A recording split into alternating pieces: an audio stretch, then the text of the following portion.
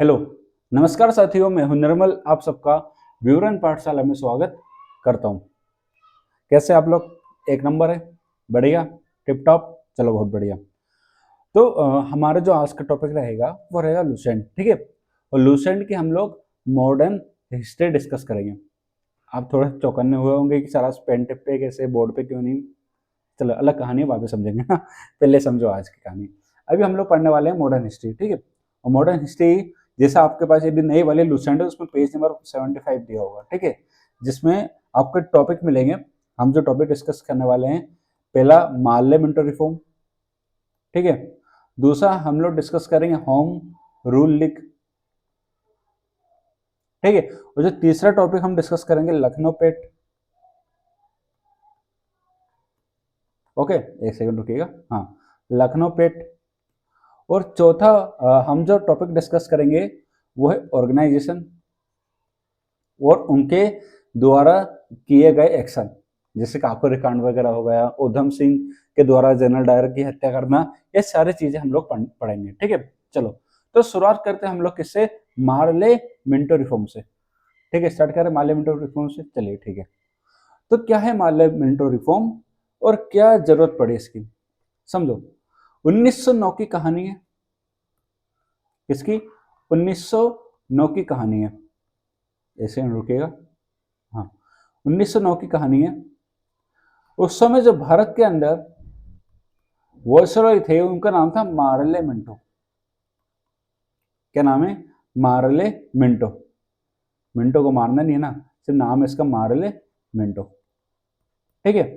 अब क्या हुआ था भारत में? लगातार भैया क्या हो रहा था? जो कांग्रेस है वो अपनी डिमांड पे लगे हुए थे और कहीं ना कहीं जो मुस्लिम है वो भी किसका साथ दे रहे थे?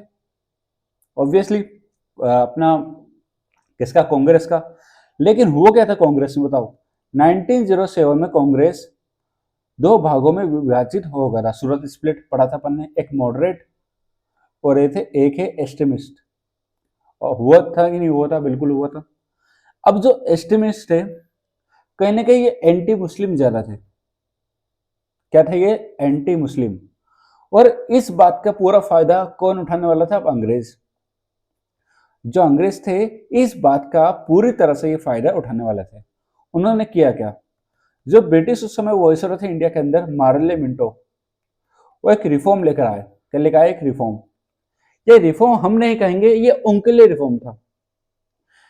ये मैं कहूंगा कि पाकिस्तान जो आज हमें परेशान कर उसका बीज यही था, और यहीं से निकला था बीज। क्या था वो बीज, समझो।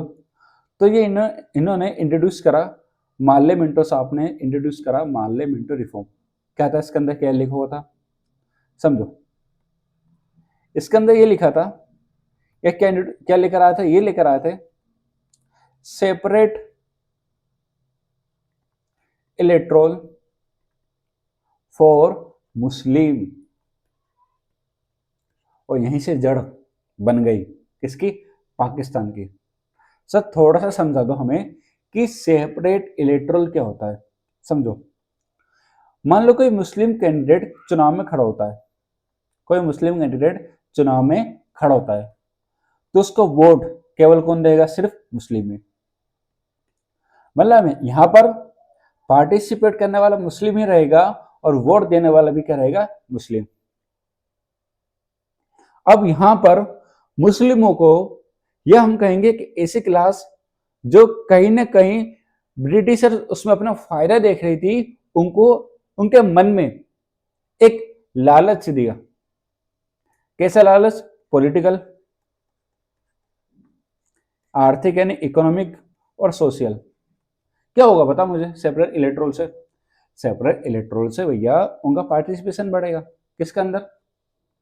आपके गवर्नमेंट के अंदर, प्रशासन के अंदर, शासन के अंदर। और इनको वोट भी कौन देगा? मुस्लिम। चलो, मुस्लिम कैंडिडेट खड़ा होता कोई दिक्कत नहीं थी, लेकिन आपने क्या दे दिया? सेपरेट इलेक्ट्रोल। और कहने की जो कांग्रेस थी बिल्कुल भी सेटिस्फाई नहीं थी। एक सेकंड रुकिएगा। हाँ, जो कांग्रेस थी बिल्कुल भी सेटिस्फाई नहीं थी। किस फैसले से? ब्रिटिश के फैसले से। बाद में इसका काफी ज्यादा क्या हुआ? विरोध भी हुआ। क्यों भैया? सुनो, कांग्रेस में अभी किसकी चल रही थी, बताओ मुझे। एक्सट्रीमिस्ट की, और वो तो भैया पूरी तरह से क्या थे, एंटी मुस्लिम थे। एंटी मुस्लिम तो मैं कहना इसलिए सही समझ रहा हूँ क्योंकि उनकी जो पूरी पॉलिसी थी सिर्फ हिंदुओं के लिए। कैसी पॉलिसी कि भैया जो रिवोल्यूशन कर रहे सिर्फ हिंदुओं में पार्टिसिपेट करवा रहे, मुस्लिमों को स्टार्ट कर दिया उन्होंने, मतलब कहीं ना कहीं ज्यादा प्रमोट कर रहे थे हिंदुइज्म को। तो ये कहीं ना कहीं मुस्लिमों के मन में जो एक छोटी सी है ना माइनॉरिटी वाली फीलिंग जो है, इसका फायदा फायदा पूरा किसने उठा दिया, अंग्रेजों ने। अंग्रेज तो भैया क्या करते थे, कौन सा गेम खेलते थे, बांटो और राज करो, डिवाइड एंड रूल, और वही किया किसने, अंग्रेजों ने भी। तो ये था आपका मार्ले मेंटो रिफॉर्म। ठीक है, इतना क्लियर है। चलिए आगे बढ़ते हैं। चलिए अब हमारा जो नेक्स्ट टॉपिक रहेगा वो रहेगा होम रूल। क्या रहेगा, होम रूल लीग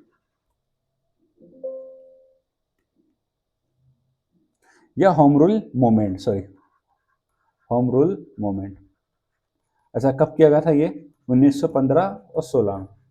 हाँ लूसेंट से पढ़ा रहा हूँ ना ये सब, किससे पढ़ा रहा हूँ, लूसेंट से। ठीक है, ऐसे में रुकेगा, हमारी लाइट गिर गई। चलिए वापस आगे। हाँ तो समझो क्या हुआ था। बाल गंगाधर तिलक कहाँ का चले गए तो बताओ, मांडले जेल वापिस आए, और बाल गंगाधर तिलक जी ने एक भारत के अंदर एक आंदोलन छेड़ दिया। अच्छा ऐसा नहीं कि हथियार लेकर आंदोलन, नहीं, बढ़िया शांतिपूर्वक आंदोलन था। इस आंदोलन का नाम था होम रूल लीग। ये आंदोलन से पहले उन्होंने होम रूल लीग की स्थापना करी। होम रूल लीग की ये स्थापना करते हैं, कब करते हैं, 28 अप्रैल 1916 को। क्लियर है इतना, 28 अप्रैल 1916 में पुणे के अंदर होम रूल लीग की स्थापना करते हैं। फिर बाद में एक आयरलैंड से एक लेडी आती है, उनका नाम क्या है बताओ मुझे, एनी बेसेंट। एनी बेसेंट आती है, और फिर एनी बेसेंट इस आंदोलन से जुड़ जाती है, और वो भी पूरा भारत में या महाराष्ट्र में। एक सुनो सुनो, जो बाल गंगाधर तिलक थे उनका आंदोलन केवल कहाँ तक था, महाराष्ट्र में, लेकिन पूरा भारत में फैलाने का काम किसने करा, एनी बेसेंट ने। ये कुछ किताबों में आपका मिलेगा देखने को। ठीक है, पूरा ऑल ओवर इंडिया में ब्रांचेस खोली गई, किसके द्वारा, एनी बेसेंट के द्वारा। तो एनी बेसेंट ने आंदोलन कब वापस रीस्टार्ट तो नहीं बोलूंगा, मतलब इसको वो ज्यादा फैलाने की कोशिश करेगा, अब सितंबर 1960 में। बोलो इतना समझ में आया आपको। मेरी आदत है, क्योंकि मैं ऑफलाइन टीचर हूँ, ठीक है, इसलिए मुझे आदत है। बाद में ओएस का नाम क्या हुआ, 1920 में 1920 में इसका नाम कर दिया स्वराज्य स्वराज्य सभा। स्वराज्य सभा इसका नाम कर दिया। होम रूल मतलब भैया हमें हमारा खुद का रूल चाहिए। बाद में इसलिए बाद में डिमांड रखी जाएगी किसकी, डोमिनेंट स्टेटस की। रखी जाएगी नहीं रखी जाएगी, बिल्कुल रखी जाएगी।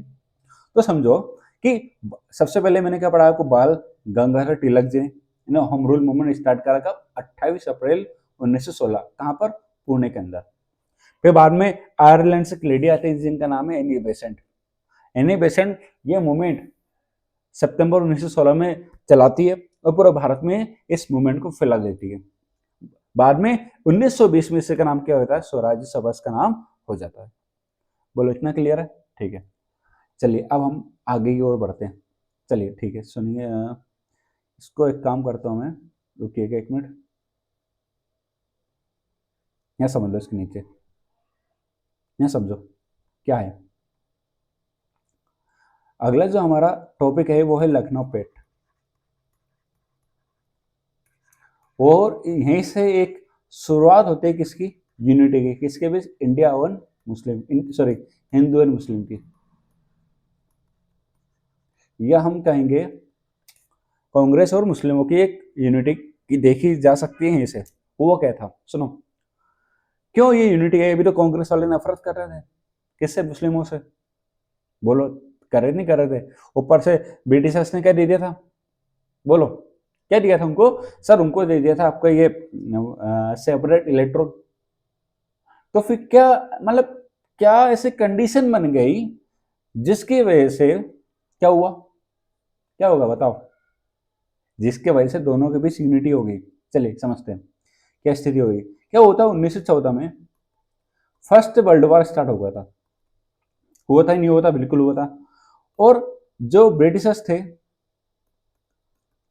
उन्होंने अटैक किया था कहां पर, टर्की में। और टर्की में किसका राज था बताओ, किसका राज था?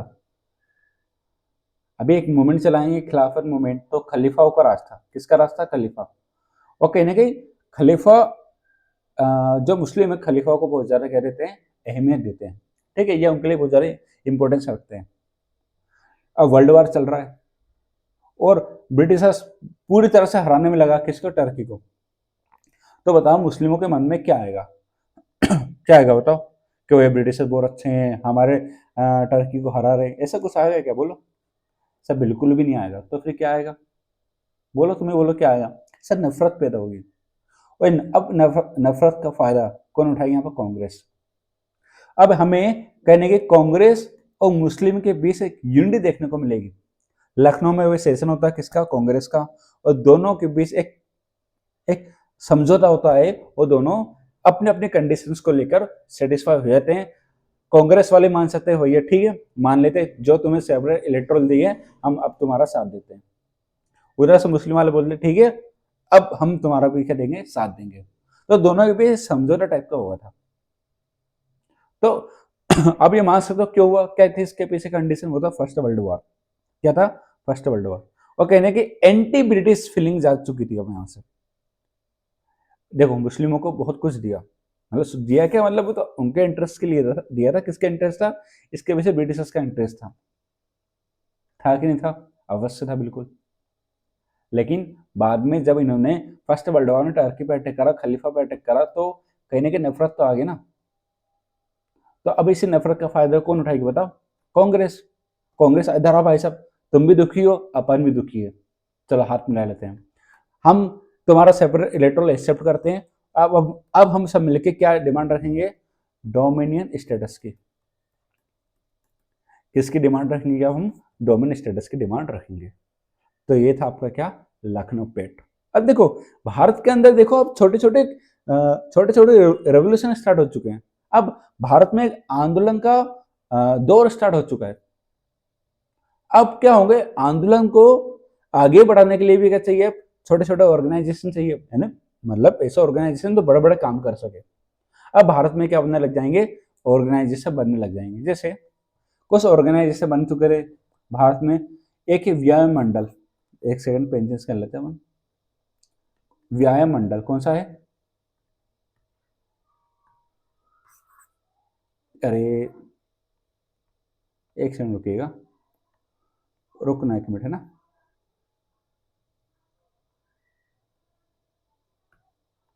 चलो ठीक आ गया। जो पहला था आपका वो था व्यायाम मंडल। व्यायाम मंडल कब बना था? ये इसको जूम करूं क्या?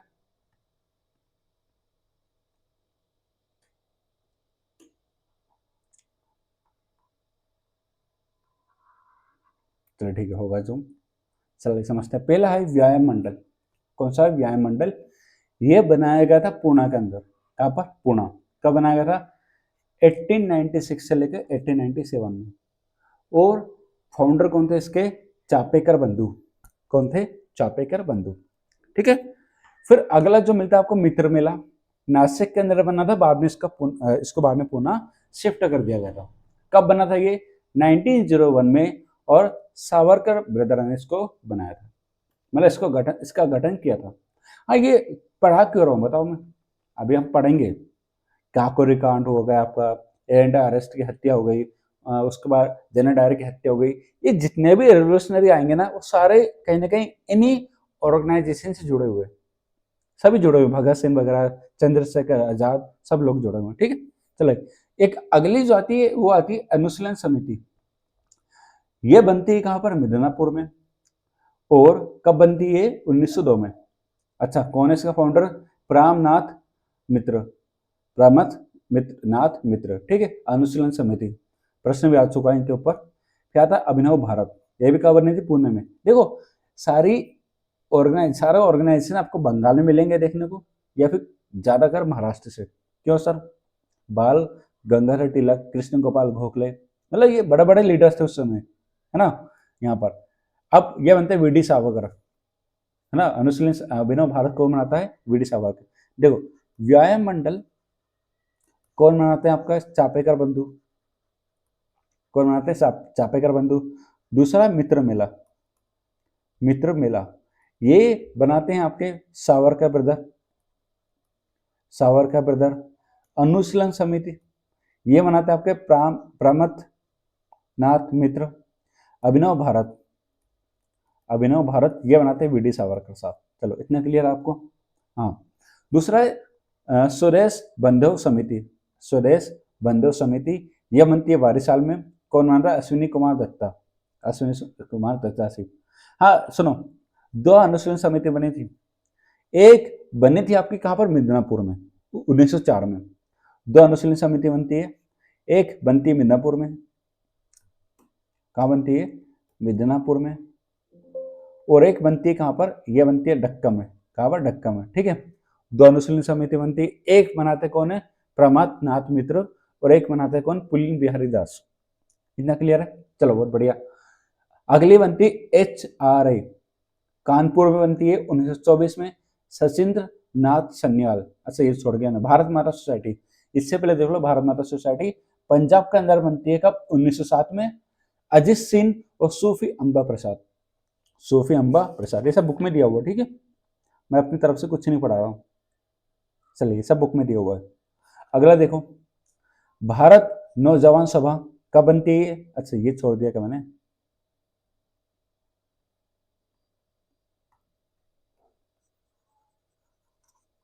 एक सेकंड रुकिएगा। हाँ भारत नहीं, हिंदुस्तान रिपब्लिकन एसोसिएशन यानी HRA ये बनती है कानपुर में कब? 1924 में। कब बनती है ये? कानपुर में 1924 में बनती है। कौन बनाता है इसको? कौन है इसका फाउंडर? सचिंद्र नाथ सन्याल। कौन है इसका फाउंडर? सचिंद्र नाथ सन्याल। अगली जो बनती है वो बनती है भारत नौजवान सभा। कौन सी बनती है अगली? भारत नौजवान सभा। और ये कौन बनाते हैं? भगत सिंह, महान भगत सिंह इसको बनाते कब? 1926 में। अब क्या होता है? HRA ये मिल जाती है किसमें? जो सुनो सुनो क्या होता है दिल्ली के अंदर, दिल्ली के अंदर एक स्टेडियम, नाम याद नहीं आ रहा मुझे, फिरोज शाह मेहता, फिरोज, अब मैं सॉरी भूल रहा हूँ मैं भी, क्या नाम है स्टेडियम का, नाम भूल रहा हूँ, फिरोज शाह कुछ नाम है स्टेडियम का। वहाँ पर ये लोग मिलते हैं, चंद्रशेखर आजाद, भगत सिंह सब मिलते हैं और एक नया ऑर्गेनाइजेशन बनाते हैं जिसका नाम है Hindustan Republican, Hindustan socialist Republican army, HSRA। कब बनती है? 1928 को। देखो 1924 में कब बनी थी आपकी? हिंदुस्तान रिपब्लिकन आर्मी, ये एसोसिएशन इसको बोल सकते हो। और 1928 में दिल्ली के अंदर फिरोज शाह मेहता, मैं अभी भी नाम भूल रहा हूँ उसका, मैं स्टेडियम का नाम है यार, देख लेना एक बार आप लोग, ठीक है। हिंदुस्तान सोशलिस्ट रिपब्लिकन आर्मी कब बनती है? ये 1928 में। कौन बनाता है? चंद्रशेखर आजाद। बोलो इतना क्लियर आप सबको? बहुत बढ़िया। चलिए आगे बढ़ते हैं अब। तो ये हो गया आपकी कुछ ऑर्गेनाइजेशन जो भारत के अंदर बनी है। अब हमें देखना है भारत के बाहर, भारत के बाहर कुछ ऑर्गेनाइजेशन बने थे, जैसे अच्छा और बाकी है अभी तो, जैसे अभिनव भारत कहाँ बना था? कहाँ बना था? ये लंदन के अंदर। अच्छा छोड़ दिया क्या मैंने? एक छोड़ दिया, छूट गया मेरे हाथ। चलो यहाँ पे लिखो home rule, India home rule, India home rule ये बना था आपको 1904 में। कहाँ पर? लंदन के अंदर। किसने बनाया था ये? श्यामजी कृष्ण जी वर्मा, श्यामजी कृष्ण जी वर्मा जी ने बनाया था, ठीक है। चलो अभिनव भारत एक लंदन में बना था और एक भारत में, ठीक है। किसने बनाया था ये? वीडी सावरकर साहब, ठीक है। इंडिया इंडिपेंडेंट लीग कैलिफोर्निया, किसने? तारकनाथ, तारक मेहता वाला नहीं, ये दूसरे ना, तारकनाथ दास। गदर पार्टी बहुत इंपॉर्टेंट है, 1913, किसने बनाया? लाला हरदयाल साहब ने। गदर पार्टी आता है इससे प्रश्न हर बार आता है, गदर पार्टी के फाउंडर कौन है? तो कौन है? लाला हरदयाल। लेकिन बनी कहाँ थी? भारत के अंदर नहीं बनी थी, तो फिर सर सैन फ्रांसिस्को, कहाँ बनी थी ये? सैन फ्रांसिस्को में बनी थी। फिर आता आपका इंडियन इंडिपेंडेंट लीग बर्लिन के अंदर बनी थी, लाला हरदयाल और वीरेंद्रनाथ चट्टोपाध्याय, ठीक है। वो लास्ट से बची काबुल में, ये तो कोई इंपॉर्टेंट, हाँ देख लेना आप लोग, India independent league government Kabul 1915, राजा महेंद्र प्रताप से, ठीक है। चलो ये थे कुछ ऑर्गेनाइजेशन भारत के अंदर भारत के बाहर बने थे। अब इन्हीं ऑर्गेनाइजेशन के द्वारा भारत के अंदर कुछ एक्टिविटीज की जाएंगी जिनको नाम दिया वैसे रिवोल्यूशनरी एक्टिविटीज। ठीक है, कौन कौन सी है देख लेते एक बार। चलिए,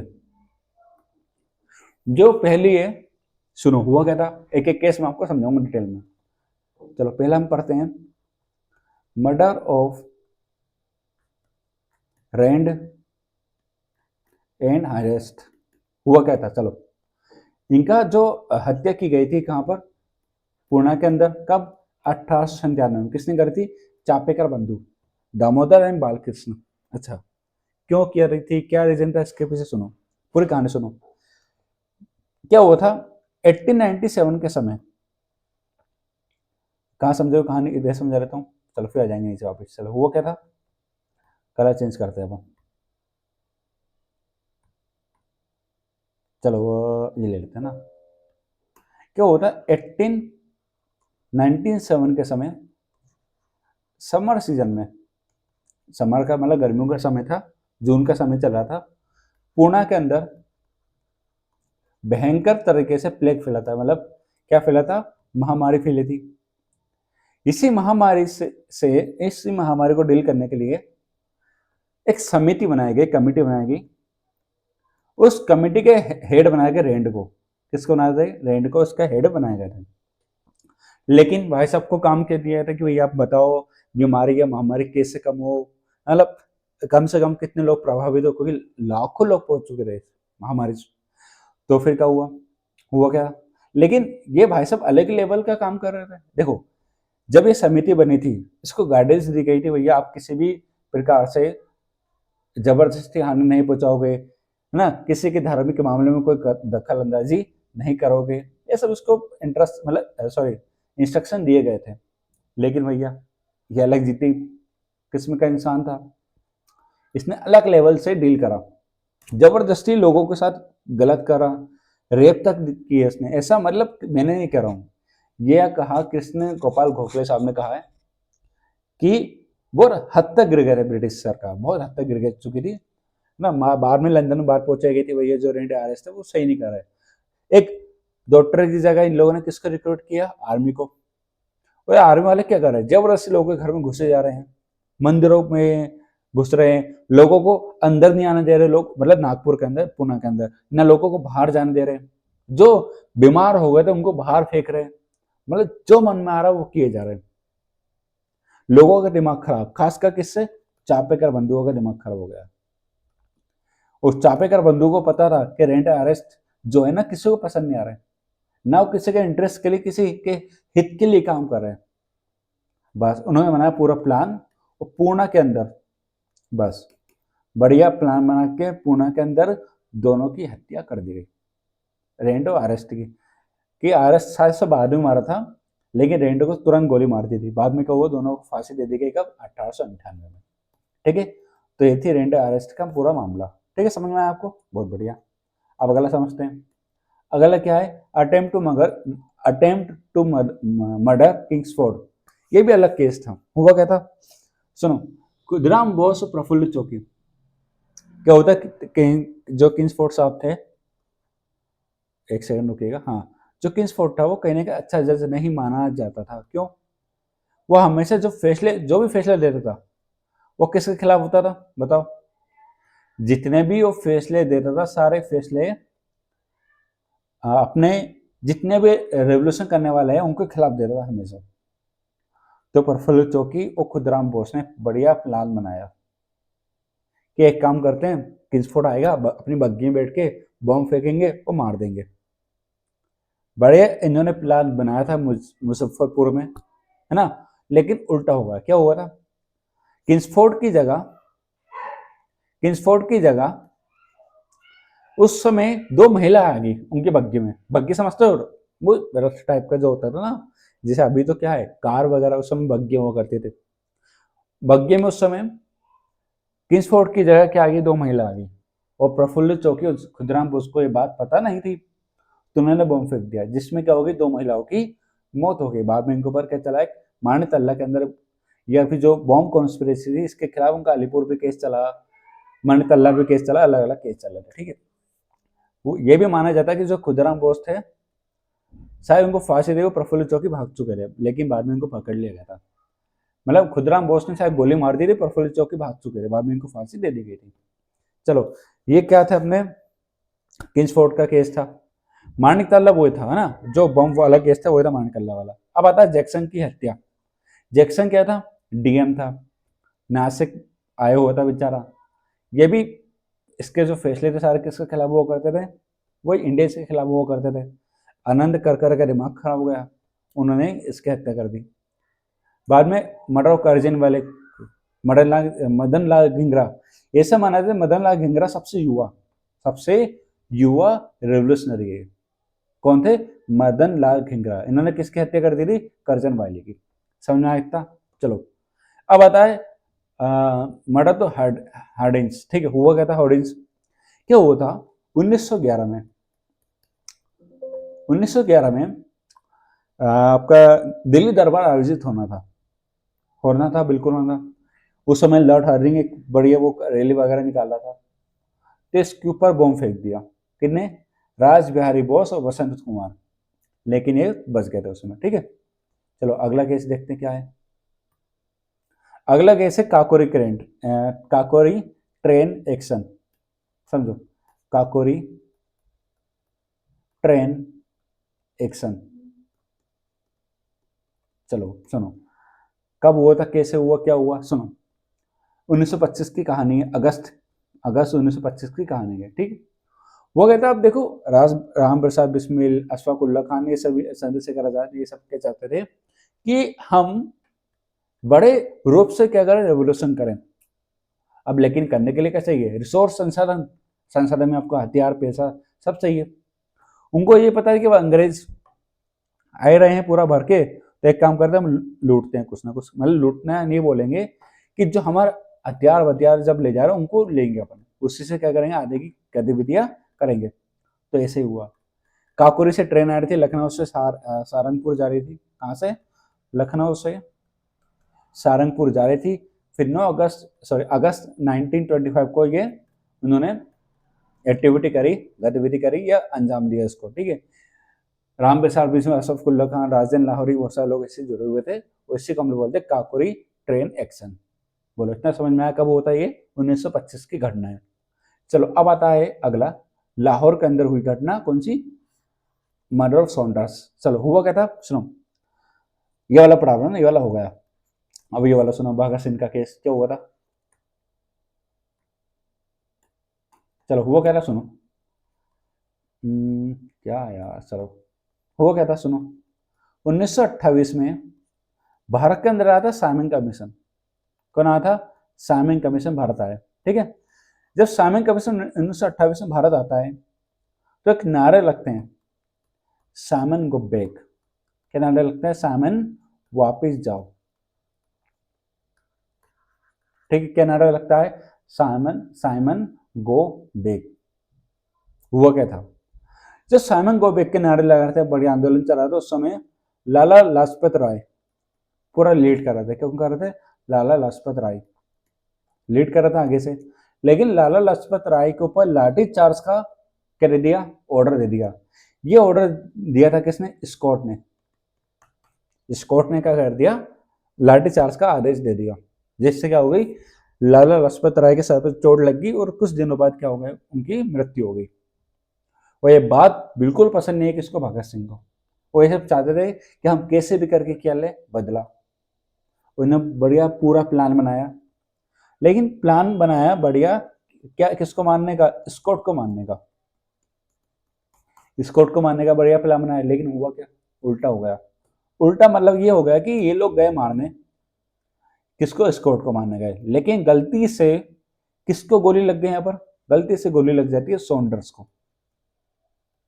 बस यहीं से क्या होगी? पूरी गड़बड़ी। फिर बाद में पुलिस इनको अरेस्ट भी कर लेती है और बाद में इनको फांसी दे दी जाती है 1931 के आसपास, 1931 में। मतलब किसको मारने गए थे? स्कॉट को, लेकिन गोली किसको लग गई? सॉन्डर्स को। लग रहा था कि ये सॉन्डर्स है, लेकिन स्कॉट उस समय नहीं थे, उस समय वो क्या थे? सॉन्डर्स थे। ठीक है, चलो, इतना क्लियर आपको? आगे बढ़ते हैं। अब आता है असेंबली के ऊपर बम फेंका। वही आपने मूवी देखा होगी ना, भगत सिंह। भगत सिंह ने बॉम्ब इसलिए फेंका था क्योंकि वो अपनी आवाज पहुंचाना चाहते थे सभी तक, इसलिए उन्होंने बॉम्ब फेंका। और बाद में नारे भी लगा था इंकलाब जिंदाबाद, क्योंकि उस समय आपका क्या बोल सकते हैं, एक बिल पे एक डिस्कशन चल रहा था, वो चाहते नहीं कि बिल किसी भी रूप में पास हो, इसलिए उन्होंने असेंबली पे क्या फेंका था, बॉम्ब फेंका था। अब चिट्टागोंग आर्मी, हाँ सूर्य सेन के द्वारा चिट्टागोंग आर्मी केस चला गया कहाँ पर, चिट्टागोंग के अंदर। अब आता है लास्ट केस, वो है मर्डर ऑफ जनरल डायर। अभी आपने मूवी देखी हुई केसरी 2, देखी नहीं देखी, बिल्कुल देखी होगी। केसरी 2 में आपने देखा होगा कि जो जनरल डायर है और जलियांवाला वाला बाग इंसिडेंट के लिए सबसे ज्यादा उत्तरदायी, मतलब रेस्पॉन्सिबल पर्सन है, वो जिम्मेदार पर्सन है। उस व्यक्ति ने बिना किसी वार्निंग के हजारों लोगों के ऊपर जो निहत्थे थे, किसी प्रकार का कोई हथियार नहीं था, उनके ऊपर गोली चला दी। किसने? जनरल डायर ने। ये ऑर्डर दिया, ये चलाए भी, ऑर्डर भी दिया, सब हुआ था, जिसमें हजारों लोग की मृत्यु हो गई। बाद में इसका बदला किसने लिया था? शंकर नायर साहब ने, शंकर नायर जी ने। लेकिन उधम सिंह के मन में था कि मुझे मैं सेटिस्फाई नहीं हूँ इससे, तो फिर वो गए लंदन। कब जाते हैं लंदन? 1940 को। 1940 को लंदन जाते हैं, और लंदन में एक प्रोग्राम के अंदर जनरल डायर की क्या करते थे, मतलब हत्या कर देते हैं। देखो सामने वाले ने बदला लिया, किसने? उधम सिंह ने। मूवी बनी इसके ऊपर, तो पूरी देख लेना आप, अच्छी मूवी है, उधम सिंह देखा करो ना। इससे क्या होता है, थोड़ा हिस्टोरिकल हमें नॉलेज मिलती है। और आजकल जो मूवी बन रही है, ज़्यादा इतिहास को ज़्यादा प्रदर्शित करने की कोशिश करे। छावा देख लो आपको, ठीक है, केसरी 1 देख लो, केसरी 2 देख लो, उसके बाद आपकी सैम बहादुर देख लो, सैम बहादुर के बाद आप ये देख लो कारगिल वॉर, एलओसी, बहुत सारी मूवीज बनी है ना, देखा करो, उधम सिंह, ठीक है। तो यह मूवी देखना, अच्छी मूवी है, उरी वगैरह सब देखे करो ना। इससे क्या होता है, हमारा अंदर नेशनलिज्म की स्पिरिट जागती है। चलिए, तो ये था आपका पूरा लुसेंट, जो मैंने आपको पढ़ा दिया कहाँ तक, रिवोल्यूशनरी एक्टिविटीज तक। अब अभी एक पर्सन आने वाले हैं उनकी एंट्री होने वाली, कौन है वो? महात्मा गांधी जी। जी हाँ, अब किसकी एंट्री होगी हमारे यहाँ? महात्मा गांधी जी की एंट्री होगी, ठीक है। चलिए, तो फिर हम इतिहास को कंटिन्यू करेंगे नेक्स्ट क्लास में। आपकी जो नेक्स्ट क्लास होगी वो होगी पंचायत की। किसकी होगी? पंचायत, ठीक है। वहीं से हम क्या करेंगे, इस क्लास को कंटिन्यू करेंगे, कहाँ से? पंचायत से। चलिए, तो हमारा सफर यहीं पर, मतलब सफर मतलब यही वीडियो हमारी यहाँ पर खत्म होती है, यहीं पर समाप्त होती है। अगली जो क्लास है कि वो रहेगी आपकी पॉलिटी की, जिसके बाद आपकी क्लास 9 या क्लास 10 की हम क्लास लेंगे। चलिए, फिर मुलाकात करते हैं आपसे नेक्स्ट क्लास में। आप लोग अपना ध्यान रखिए, पढ़ाई कीजिए। हाँ, और सुनो भैया, सुन लो तुम, लाइक शेयर एंड सब्सक्राइब जरूर कीजिएगा। चलिए, फिर मुलाकात करते हैं नेक्स्ट क्लास में। जय हिंद, जय भारत।